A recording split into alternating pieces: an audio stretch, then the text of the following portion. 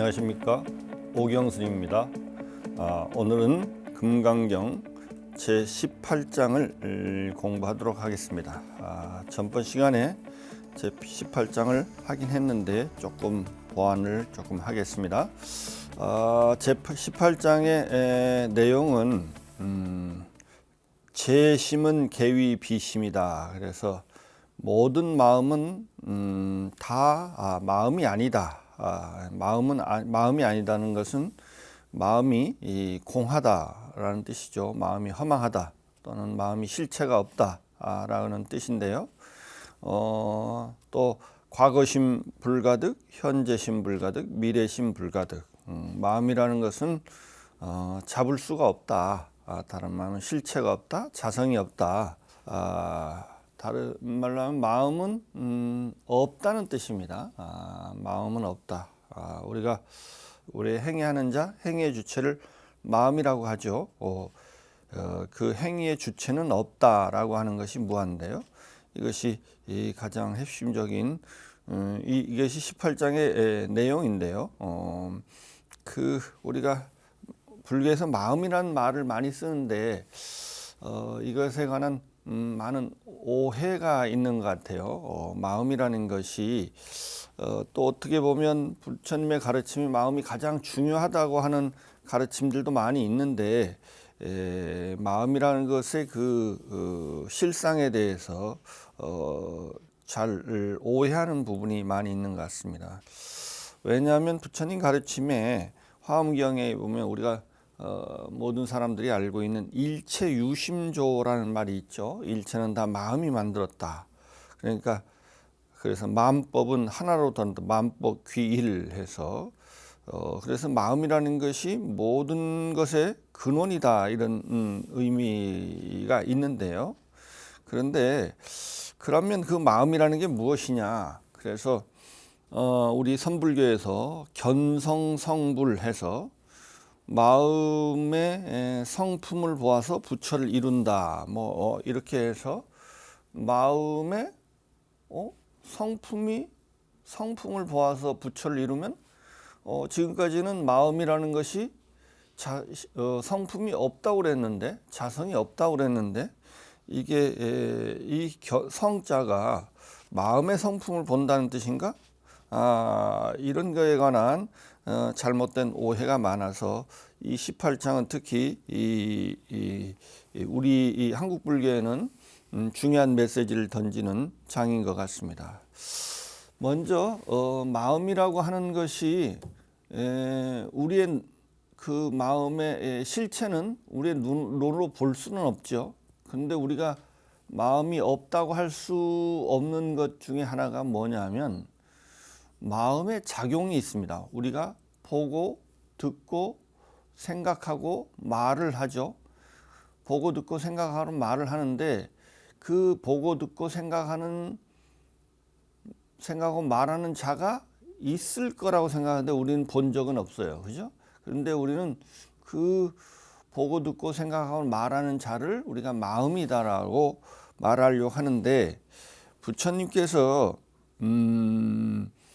관찰해서 그 실상을 안 봐야면 마음이라고 하는 것은 실체가 없다. 그래서 그게 무합니다. 어떤 마음의 작용인 행위나 마음의 작용은 있지만 행위하는 자인 그 주체는 없다고 하는 것이 불교의 가장 근본적인 가르침인 무아입니다. 그래서 마음의 자성을 본다라고 하는 것은 사실은 자성이 없기 때문에 볼 수가 없죠. 그래서 이것에 관해서 조금 더 깊이 조금 알아야 될 것 같습니다. 그래서 마음은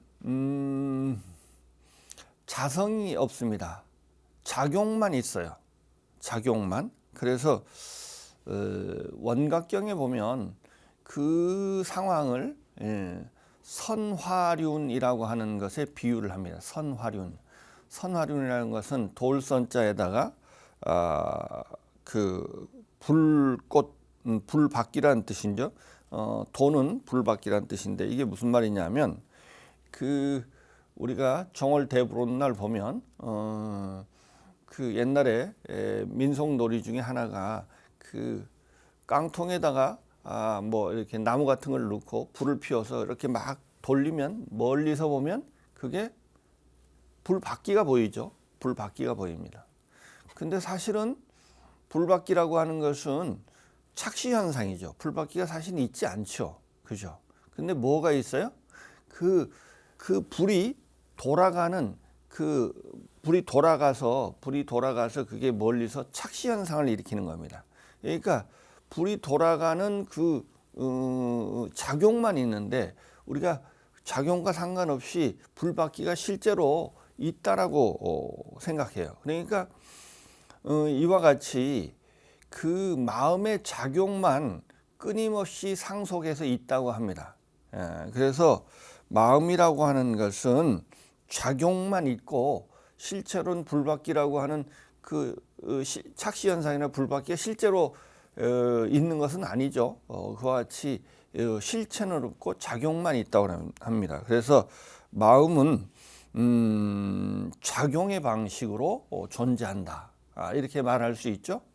이것이 제법의 실상이라고 합니다. 그래서 현대 철학의 그 가장 중요한 흐름 중에 하나가 현상학이라고 하는 게 있는데요.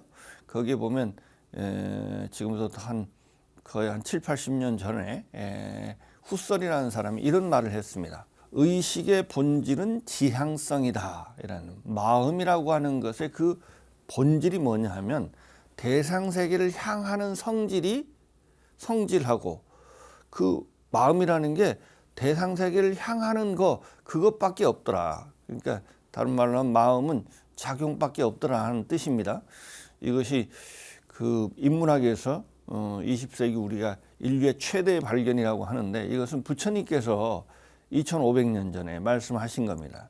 이게 마음이라고 하는 것은 우리가 뭔가 실체가 있을 것 같은데 작용밖에 없고 그 실체나 자성이 없다고 합니다. 그래서 이러한 상황을 초기 불교의 교리에 보면 삼사화합이라고 하는 교리가 있습니다. 이것으로 한번 좀 더 구체적으로 한번 설명해 보도록 하겠습니다.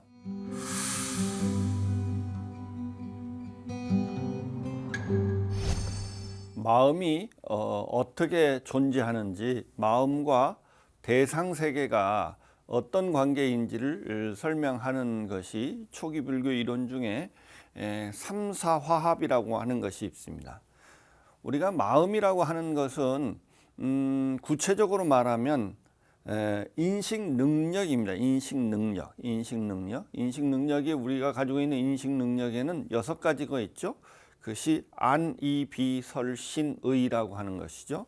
안근, 이근, 비근 이렇게 해서 6가지 육근이라는 게 있죠. 이것이 마음입니다. 이것 말고는 사실은 우리는 어떻게 생각하냐면 안이비설신의가 있고 그 뒤에서 그것을 조종하는 그 마음이라는 게 따로 있다고 생각하는데 그것은 따로 있지 않고 우리가 마음이라고 할 때 그 마음은 인식 능력입니다. 그것이 안이비설신 말고는 마음이라는 것이 따로 없습니다. 우리는 이 안이비설신을 마음이라고 하고요. 그리고 그것은 사실 인식 능력이죠. 그래서 불교에서는 능이라고 합니다. 능. 그 다음에 이제 우리가 대상이란 대상이란 말과 같이 마음은 그 대상 세계는 우리가 육경 또는 육진이라고 하는데요. 이것은 그것 자체로는 존재할 수 없고 인식 능력을 의지해서만 존재한답니다. 인식 능력을 의지해서만 존재한답니다. 그러기 때문에 그래서 대상이란 말을 쓰죠. 대상이란 말이 대자가 상대한다는 뜻이에요. 상이라고 하는 것은 그것 혼자 존재하지 말고 상대적으로 상이 존재한다는 겁니다. 그래서 이 육경이라고 하는 색성향 미촉법이라는 것은 안이 비설신을 의지해서만 존재합니다. 그래서 대상도 마음을 의지해서 존재하지만 마음이라고 하는 것도 그것의 마음의 작용이 일어나려면 반드시 있어야 하는 대상 세계를 의지해서만 마음이 존재한답니다. 그래서 그러한 상황을 우리가 선불교에서 중요한 전적 중에 하나가 뭐냐면 신신명이라고 하는 게 있는데, 신신명에 이런 말이 있습니다.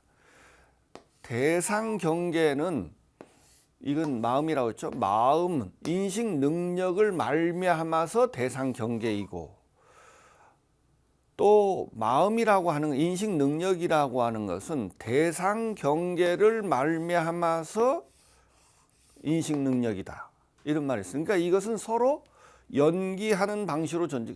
그러니까 마음은 혼자 존재할 수 없고 반드시 대상 경계를 의지해야 존재하고, 대상 경계도 그 자체로 존재할 수 없고 마음을 의지해야 존재합니다. 뿐만 아니라 마음의 작용이라는 게, 이 인식 능력과 대상 경계가 서로 이제 접촉을 하면 거기에서 작용이 일어나는데, 그것을 우리가 시기라고 하죠. 이 시기는 마음이란 뜻도 있지만 이 마음의 작용이란 뜻이 있습니다. 마음이라고 하는 것이 작용하지 않을 때도 존재하는가? 우리가 마음이 전혀 작용하지 않을 때도 마음이 존재하는가? 다른 말은 마음은 실체가 있는가, 이런 뜻이기도 합니다. 마음은 작용하지 않으면 존재하지 않는답니다.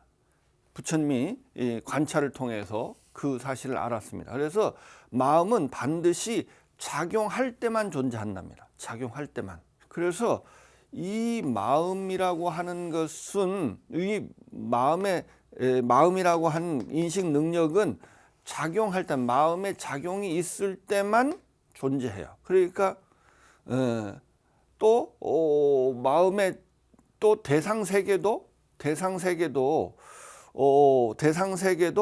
사실은 뭐냐 하면, 대상 세계도 뭐냐 하면 마음의 작용이랍니다.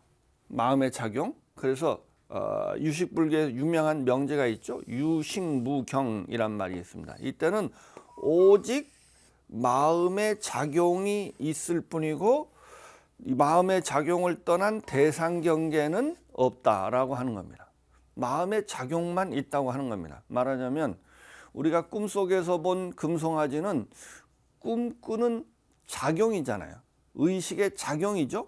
작용이 곧 꿈속에서 금송아지입니다. 그러니까 금송아지라는 것이 실체가 있는 것이 아니고 그냥 마음의 작용일 뿐입니다. 마음의 작용을 우리가 그것을 금송아지라 하는 것이죠.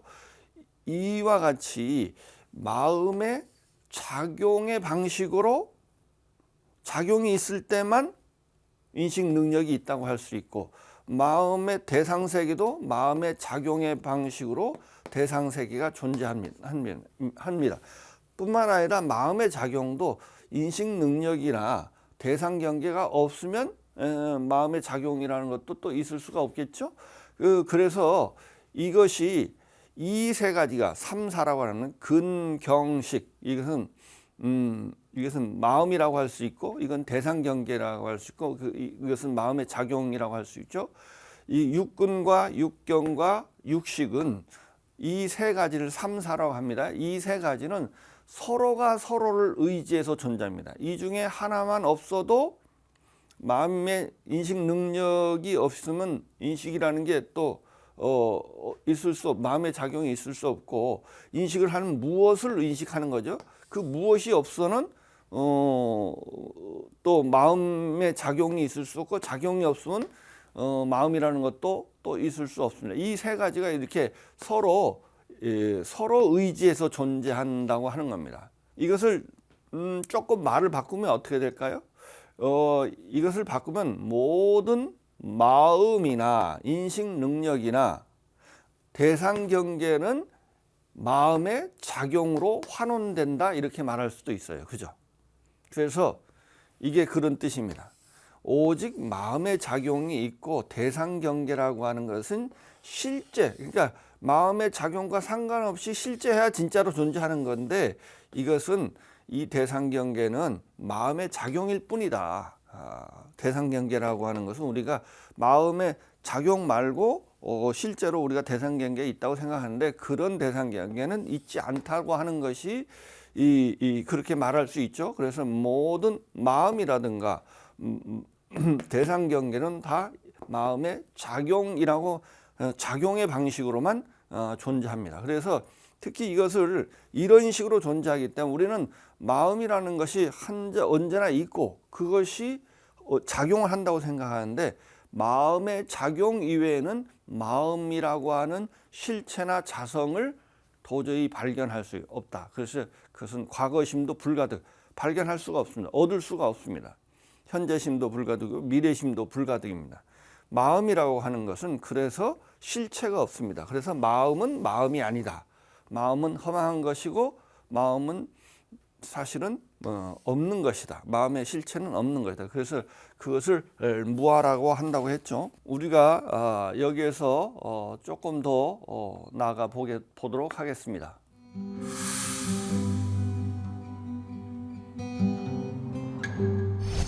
이와 같이 마음은 그 실체나 자성이 없습니다. 그런데 우리가 이제 마음을 그 모든 것은 다 마음에서 나오기 때문에 모든 일체법은 다 마음이 만들기 때문에 마음이라는 게 자꾸 실체가 있다고 생각하는 경우가, 그런 오해가 너무 많죠, 사실은. 그래서 또 우리가 심즉시불이라서 마음이 곧 부처다 이런 말을 하는데요.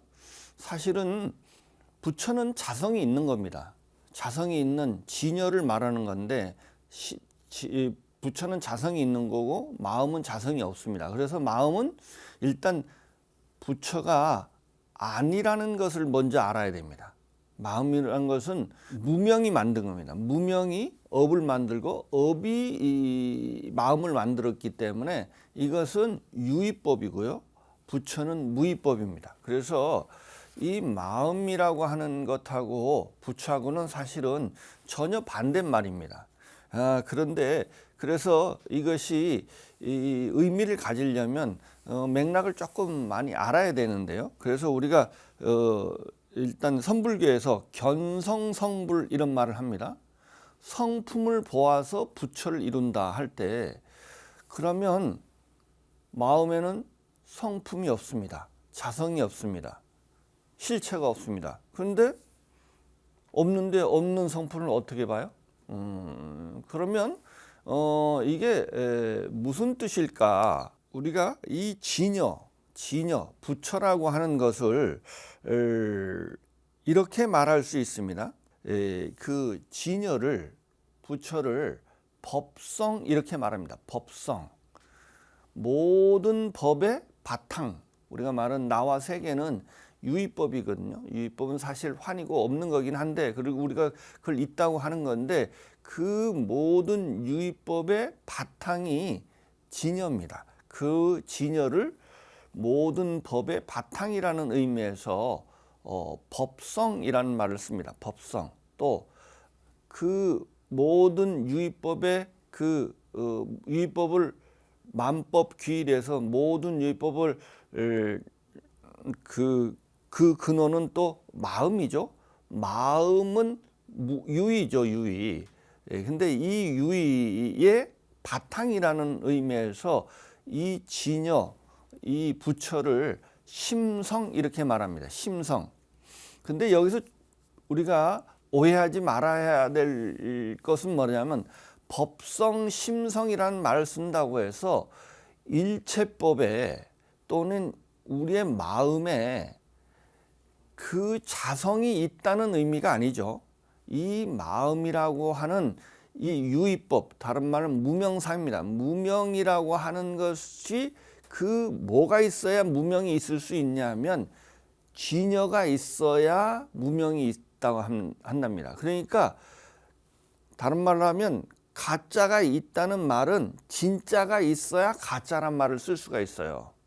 그렇기 때문에 이 가짜의 바탕을 진짜라고 한다라고 하는 겁니다. 그러니까 모든 유의법의 바탕이라는 의미에서 진여를 법성이라는 말을 씁니다. 그러니까 여기에서 또는 유의법의 가장 그 모든 유의법을 만드는 그 근원적인 유의법이 마음인데 마음은 유의법이고 무명상이죠. 무명이죠. 그것의 바탕으로서의 진여, 그것을 심성 이렇게 말합니다. 그러니까 우리가 꼭 명심해야 될 것은 모든 유의법이나 마음에 법성 심성이라는 말을 쓴다고 해서 마음이나 일체법에 자성이 있다는 뜻이 아니죠. 이 말은 그죠? 이걸 법성 우리가 심성 이런 말을 쓴다고 해서 이 말이 우리 일체법에 자성이 없고 또 우리의 마음에는 자성이 없고 우리의 마음은 실체가 없다라고 하는 이 말을 이 법성 심성이란 말이 부정하는 말이 아닙니다. 그죠? 그래서 모든 가짜 유의법은 진짜인 무의와 진여를 의지한다. 그 바탕으로 한다라고 하는 겁니다. 비유를 하면 모든 허공꽃은 허공을 의지합니다. 그죠? 허공꽃이라는 유의 사실은 없는 건데 그것은 허공을 의지해서 허공꽃이 있습니다. 그렇기 때문에 모든 유의법의 바탕이라는 의미에서 이 진여를 법성 또는 그 유의법의 하나로 귀결시키면 마음인데 이 유의법의 바탕이라는 의미에서 심성이란 말을 씁니다. 그래서 여기서 견성성불이라고 하는 것은 마음의 자성이 아니고 마음의 그 바탕으로서의 진여를 본다는 뜻이죠. 사실은. 또는 성품이란 말은 사실은 변하지 않는 것이란 뜻입니다. 변하지 않는 것, 변하지 않는 특징이라는 뜻인데요. 열반경에 보면 이 세상에 있는 변하지 않는 것이 하나 있다고 합니다. 뭐가 변하지 않느냐 하면 이 세상은 모든 것은 변한다는 사실은 변하지 않아요. 그죠? 그래서 이 말을 무성지성이란 말을 씁니다. 무성지성. 성자는 변하지 않는 것이죠. 변하지 않는 것은 없다고 하는, 모든 것은 변한다고 하는 것은 이 사실은 변하지 않아요. 이것이 모든 존재가 가지고 있는 변하지 않는 진리예요. 그죠? 그래서 이것을 불성이라고 하고 이것을 진성이라고 하는 겁니다. 이 성품을 범으로써 다른 말로 하면 모든 것 일체법이 환이라는 것을 범으로써 궁극적 진리인 진여가 드러난다라고 하는 의미죠. 이런 의미로 쓰인 겁니다. 그래서 이 말은 금강경에 있는 범소유상 계시허망, 다른 말로 하면 일체법이 공하다고 하는 거죠. 약견 재상 비상이면, 그래서 범소유상 일체법은 공하다, 약견 재상 비상이면, 그 말은 일체법이 공하다는 걸 보면 즉견열애, 열애가 이게 우리의 궁극적 진리로서의 진여죠. 진여를 볼 수 있다고 하는 겁니다. 그러니까 이 말은, 이런 말은 범소유상 계시허망 약견 재상 비상이면 즉견열애라 하는 말을 줄여서 하는 겁니다. 그러니까 제법이 공하다고 하는 무성지성을 봄으로써, 그러면 일체법이 공함을 보면, 다른 말로 하면 일체법이 가짜가 사라지면 진짜가 드러난다. 즉견열애, 열애가 현현한다는 의미에서 견성성불이라는 일이 그런 의미입니다. 이것을 우리는 마음이, 일체법은 다 마음이 만들었으니까 이 마음이 이게 실체가 있고 이게 궁극적 자성이 있어서 그 마음의 본체를 범으로써 부처를 이룬다라고 특히 한국 불교에서 이런 식으로 이런 오해가 아주 많이 아주 일반적으로 퍼져 있는데, 불교가 마음이라고 하는 것은 실체가 없다라고 하는 것이 이게 무아이고 이것이 부처님의 가르침이 핵심이고 이게 다른 말로 하면 연기인데 이 부처님의 근본 가르침에 위배되기 때문에 불교를 특히 견성성불을 그렇게 해석하면 안 됩니다. 뿐만 아니라 또 오해 중에 하나가 뭐냐면 진공묘유란 말이 있습니다. 진공묘유 이런 말을 많이 쓰는데요. 공과 관계에서 공이라는 게 있는 거냐 없는 거냐 할 때 이게 공이라는 게 아무것도 없다고 스님이 제가 끊임없이 반복적으로 강조를 했는데 진공묘유는 그 반대 주장을 하는 것이 아닌가? 라고 하는데 진공에 의해서만 묘유인 실유인 진짜유 진짜 우리가 말하는 유는 우리가 말하는 일체법은 가유죠. 이것은 진짜 있는 게 아니죠. 이게 없는가라는 사실을 아는 것을 통해서 묘한 유인 진짜 유가 드러난다라는 의미로 쓰였더라고. 앞뒤 맥락을 보고 이것은 그래서 진공은 전혀 없는 것이 아니고 묘하게 있는 것이라고 진공묘유를 해석해서는 안 됩니다. 진공에 의해서 묘유가 드러난다 이런 의미입니다. 그러니까 일체법은 다 마음이 만들었기 때문에 환임과 동시에 마음도 환이다. 그래서 마음도 실체가 없다고 하는 것이 18장의 내용입니다. 이 장은 우리한테는 사실은 우리가 마음이라는 게 자꾸 뭔가 실체가 있는 같이 이해하려고 하는 그런 우리의 일반적인 중생들한테 중요한 메시지를 특히 한국 불교에서는 중요한 메시지를 담고 있는 장입니다.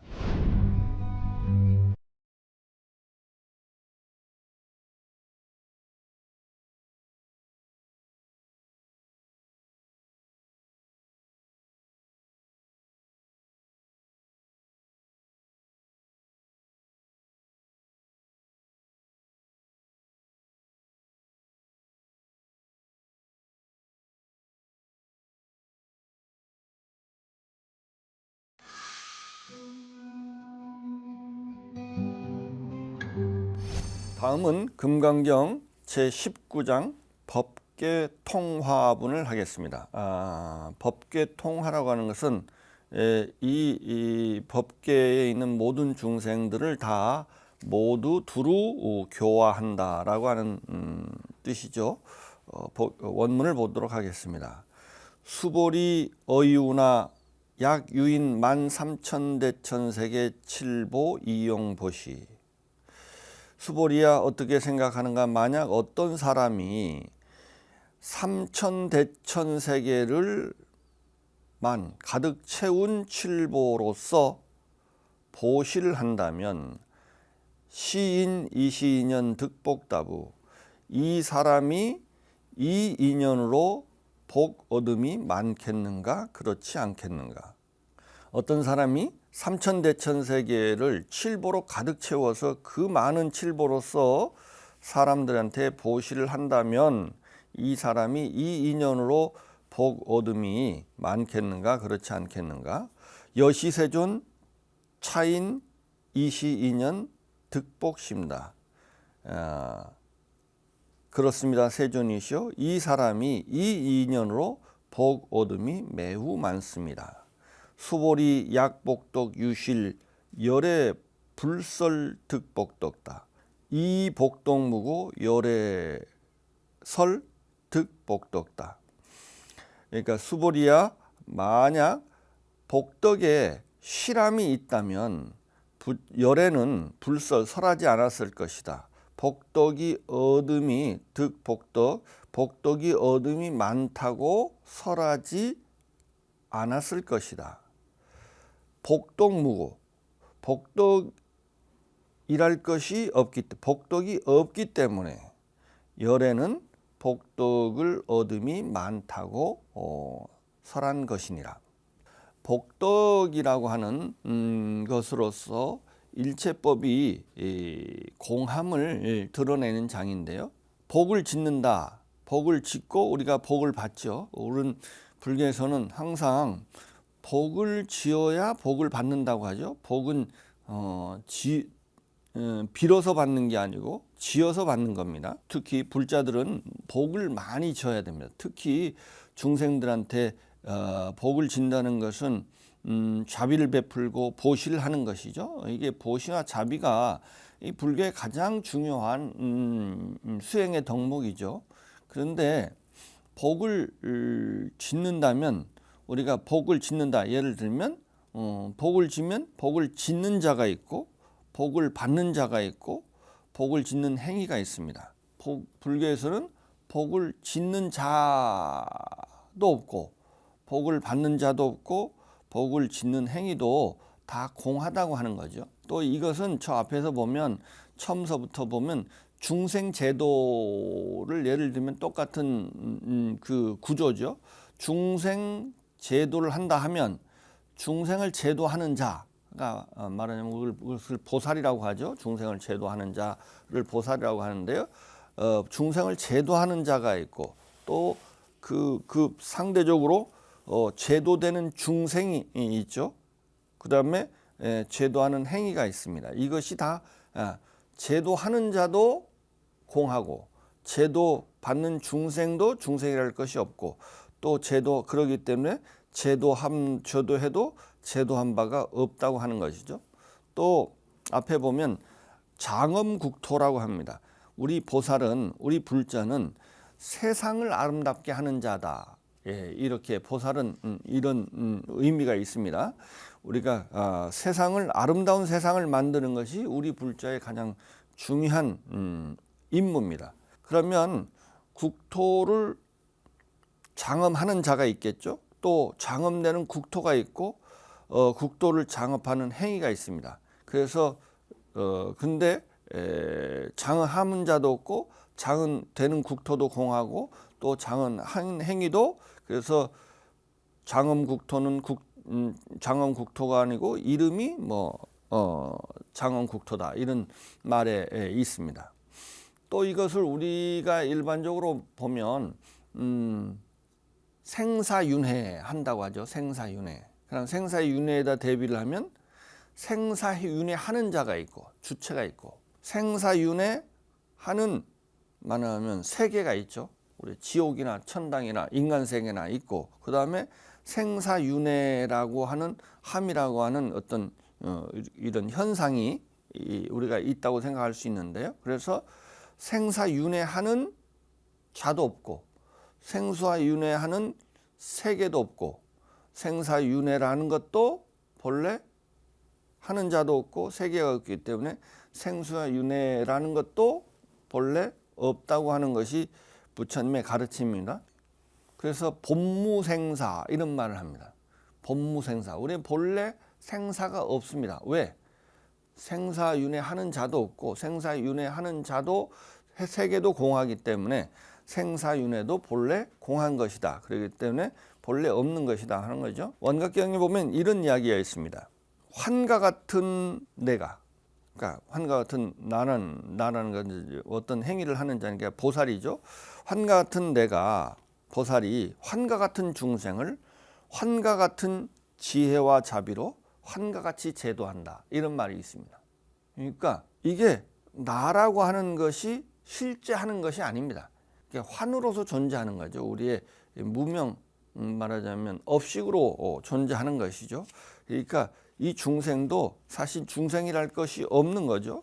우리가 그런 의미에서 우리가 지혜와 자비라는 것도 환과 같은 지혜와 자비로서 환과 같이 이 제도를 합니다. 그래서 이제 금강의 앞에 보면 그렇게 제도를 하였지만 제도하는 자도 제도되는 중생도 없기 때문에 제도함도 없다라고 하는 것이 금강의 앞에 있는 구절에 여러 번 나왔죠. 17장이나 보면 3장이나 이런 데 보면 계속 그렇게 제도하였지만 제도하는 자도 제도되는 중생도 제도함도 없는 것이네. 제도를 하지만 우리가 이것이 환인 줄 알기 때문에 환이기 때문에 실제로는 모양으로는 상으로 보면 제도하지만 성으로 보면 제도함이 없는 겁니다. 또 여기서 보면 복을 짓는 것도 복덕을 짓는 것도 어떤 사람이 보살이 환과 같은 중생들에게 환과 같은 칠보로서 환과 같이 보시를 해서 환과 같은 복덕을 지어서 환과 같이 복덕을 받는 겁니다. 그렇기 때문에 그러므로 복덕을 짓고 복덕을 받지만 복덕을 짓고 받는다고 하는 것이 사실은 없는 겁니다. 그래서 이 나랄 것이 없음을 알아서 무주상 보시를 해야 되는데 조금만 잘못하면 아상이 커져서 보시하는 사람 위에 있게 되고, 그래서 보시를 받는 사람을 자꾸 이렇게 아래라 내려보는 수행의 반대 방향으로 가게 된다는 겁니다. 그래서 이 모든 것이 환과 같음을 알아야 된다고 하는 것이 그것이 반야바람이죠. 일체법이 공하다고 하는 바탕 위에서 보시도 하고 지계도 하고 인욕도 하고 정진도 하고 선정도 닦고 지혜도 닦아야 됩니다. 그러지 않으면 이것이 궁극적 진리에 도달할 수 없다고 하는 것이 이 장이 말하고자 하는 메시지입니다. 다음은 금강경 20장 이색 이상분을 하도록 하겠습니다. 이색 이상분, 색을 여의고 상을 여의라라고 하는 장입니다. 원문을 보도록 하겠습니다. 수보리 어이우나, 수보리야 어떻게 생각하는가? 불가히 구족색신견부, 부처님을 가히 색신이 구족한 것으로서 부처님을 볼 수 있는가 없는가? 불이아니다 세존이시여, 볼 수 없습니다 세존이시여. 열의 불응 이 구족색신견, 열애를 색신이 구족한 색신으로서는 볼 수가 없습니다. 하이고 열애설 구족색신 즉비 구족색신 심형 구족색신. 왜냐하면 열애는 구족한 색신이 아니고 이름이 구족한 색신이라고 설하기 때문입니다. 수보리 어유나 열애 가히 구족 재산견부. 수보리야 어떻게 생각하는가? 열애를 가히 재상이 구족한 재상으로, 재상이 원만한 것으로서 부처님을 열애를 볼 수 있는가 없는가? 불이아니다 세존이시여, 열애 불응이 구족 재상견. 열애는 부처님을 구족한 재상으로, 재상이 구족한 것으로서는 열애를 볼 수 없습니다. 하이고 열애설 재상 구족, 즉비 구족, 심형 재상 구족. 재상이 구족한 것이 아니고 이름이 재상 구족이라고 말하기 때문입니다. 여기에서 이제 부처님을 상으로 볼 수 있느냐 없느냐 하라고 하는 부분인데요. 구족색신과 구족재상이라는 말이 있습니다. 여기서 이제 색신이라고 하는 것은 부처님의 상호 중에, 부처님의 우리가 상호 이란 말을 하죠. 부처님의 모습, 부처님의 뛰어난, 부처님은 인간 중에서 가장 수승한 모습, 원만한 모습을 띈다고 하는 겁니다. 그것을 우리가 전통적으로 32상 80종호 하는데요. 그래서 여기서 구족 색신은 80종호를 말한답니다. 80종호. 그 다음에 이제 구족 재상은 32상을 말한다고 합니다. 그러니까 32상과 80종호의 차이는 뭐냐면 32상은 신체적 특징입니다. 그러니까 가장 성인들이 일반 범부와 달리 성인들한테만 있는 신체적 특징, 다른 말은 아주 원만한 모습인데요. 이 32상 중에 보면 우리가 이제 32상 부처님의 모습이니까 그것을 구현한 것이 우리가 법당에 모시는 불상이죠. 특히 이제 보면 그 중에 대표적인 게 뭐냐면 머리의 높이 솟은 6개 이렇게 정상에 이렇게 불룩 튀어나온 것이 있습니다. 부처님 한 상호에 보십시오. 그래서 이걸 6개라고 하는데 머리에 높이 솟은 6개 또는 이마에 백호 광명이라서 백호가 흰 그 털럭이 이렇게 났다고 하죠. 그래서 그 백호 이 터럭에서 광명을 냈다고 그래서 백호 광명이라는데 이마에 있는 백호 또는 둥국에 말린 머리카락 이걸 나발이라고 하는데요. 이런 것 또는 또 우리가 부처님 하면 대체로 부처님의 그 몸을 대체로 금으로 개금을 하죠. 그러니까 그것은 그 30 이상 중에 하나가 뭐냐면 부처님의 이 금빛으로 몸에서 빛이 난답니다. 그렇게 금빛으로 된 빛이 난다고 했기 때문에 그것이 이제 부처님의 상호 중에 하나입니다. 그래서 이제 금빛으로 우리가 불상을 많이 개금을 하는데요.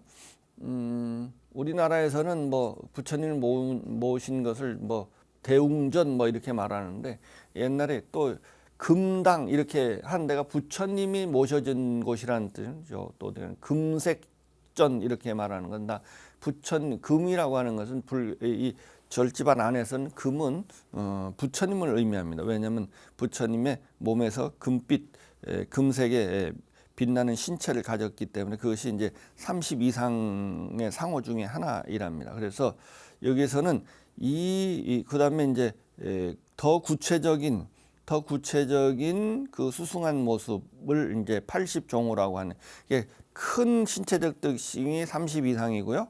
그보다 좀 더 작고 구체적인 신체 특징을 80종호라고 합니다. 그러니까 30 이상 80종호로서 그러니까 우리의 눈으로 봐서 뛰어난 그 형상으로서 부처님을 볼 수 있느냐 없느냐 이런 질문을 한 것이죠.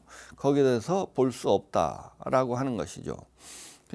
그래서 저 뒤에 보면 그 27장인가에 보면 야기색견나 이음성구와 시인행사도 불능견열에 이런 말이 있습니다.